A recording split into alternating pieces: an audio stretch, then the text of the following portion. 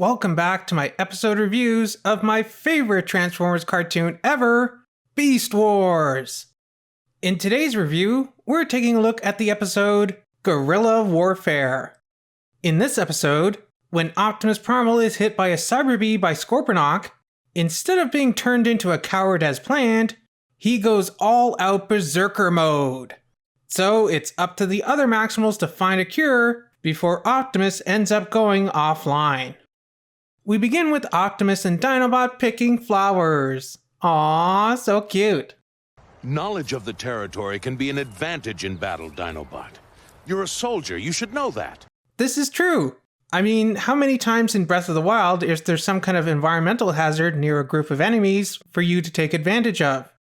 Even in Beast Wars, we've seen Dinobot himself take advantage of the terrain to defeat his opponents. I somehow doubt this plant will be a turning point. Don't dismiss plants, Dinobot.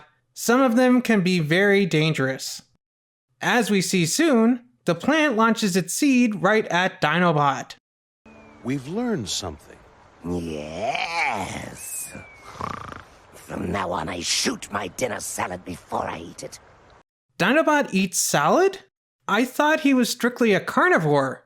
Now I'm just picturing the Maximals having a fancy dinner together. So they are ambushed by Scorponok, who pins Dinobot between a rock and a hard place, which is actually just another rock, and he hits Optimus with a cyber bee, which is actually something from his toy. But the toy actually transforms out of Scorponok's claw. Here, it's separate. I know Scorponok's creations. This one is intended to turn our leader into a coward.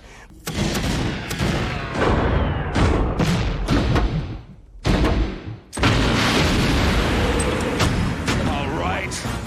Who wants some? So it seems that Dinobot was wrong. It's kind of done the opposite and turned Optimus Primal into a Wolverine-like berserker bot. I like how Cheetor still has confidence in Optimus, although he may regret it, as Optimus soon goes full rage mode, trashing their base and going guns a-blazing to rush the Predacons. I believe this also marks the first time that Optimus has used his full faceplate in the show. I may be wrong, but I think it's just this episode and then the Season 1 finale. Of course, his original Beast Wars toy only had the faceplated head, whereas future remolds and new molds of the character would use the more show-accurate mouth version. After the commercial break, it seems Cheetor is going full Rambo too, as we see him with a gun on his back, one in each hand, and a grenade bandolier across his chest. Why weren't these accessories included with his RED figure? Plus, he's got even more copies of his own gun in front of him. No doubt wishing that he had 5mm ports all over his body like modern toys do, so that he could plug them all over himself. Speaking of adding more guns, I just noticed that in editing, it looks like somehow Cheetor has added one of Optimus Prime's arm blasters to his own arm. But Dinobot, of all bots, advises him against this action. We must try to think what Optimus, the old Optimus, would do. So Cheetor calls the Predacon base. So, what are you wearing? Blue overcoat, fedora, You really stink at this. orange socks. Seriously though, I like how Megatron calls Cheetor Pussycat. Aww, so cute. Pussycat, yes. Optimus's rampage through the Predacon base is pretty brutal, starting with goring and pinning Tarantulas to the wall with his own projectile. Megatron offers to trade the antivirus for Optimus Primal's allegiance, which is very interesting. Obviously, Optimus doesn't go along with it, but what if he had? What guarantees would Megatron have that Optimus would stay loyal to the Predacon's cause, other than his word? As we've seen with Rat Trap, anyone can seemingly change their faction symbol at will. Would he have forcibly transformed Optimus into a Predacon, like he does with Rhinox in an upcoming episode? Mark this down for a possible what-if story. So, as we learned at the beginning of the episode, Optimus rips the cyber bee off his chest and sticks it to the back of Megatron's neck where he can't reach it. Just like an itch you just quite can't reach. Cheetor catches the antivirus and injects Optimus with it. And Megatron and Scorponok are destroyed. Well, I guess that's the end of the Beast Wars. Wow, this series was shorter than I remember. Just kidding. Nobody actually dies in Beast Wars, right?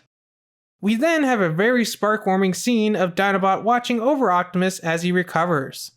And Dinobot showing that he appreciates Optimus, with both his kind words and the action of giving him a flower. Aww, so sweet. Well, this was a great episode of Beast Wars. First and foremost, we got some great character development from Dinobot. When previously, he'd be the one encouraging a full frontal assault on the Predacons. Here, we see him learn to be a bit more cautious and even diplomatic. You'll make a fine Maximal yet, Dinobot. It was also interesting seeing Optimus's personality flipped. I imagine a Rage Mode Optimus would be kind of like what a Shattered Glass or Nemesis Primal might be like. And I think we got our first inklings of Cheetor taking a more leadership role in this episode. Something that we'd see him do a little bit on occasion throughout this series, but it wouldn't be until Beast Machines until we really see him take on the mantle. Well, let me know what you thought of this episode of Beast Wars down in the comments. Remember to like, share, and do all that other fun stuff.